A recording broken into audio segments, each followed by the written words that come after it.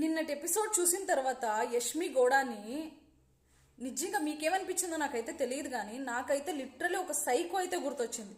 నిజంగానే అది సైకాట్రిక్ బిహేవియరే. ఒకరు ఓడిపోతుంటే నవ్వడం, అరవడం, ఓని ఇలా ఖుషి పడడం ఏంటది?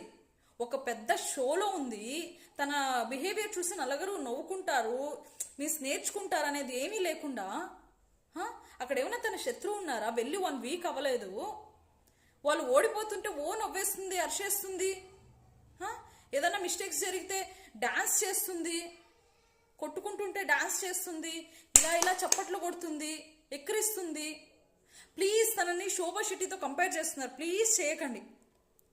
శోభా శెట్టి తినలో 5% కూడా లేదు. తను లాజిక్ లేకుండానే అరుస్తూ ఉంటుంది శోభా శెట్టి, కానీ తినలా కాదు. Please don't compare. తినే వేరే. ఇంకా ముందుకి బైక్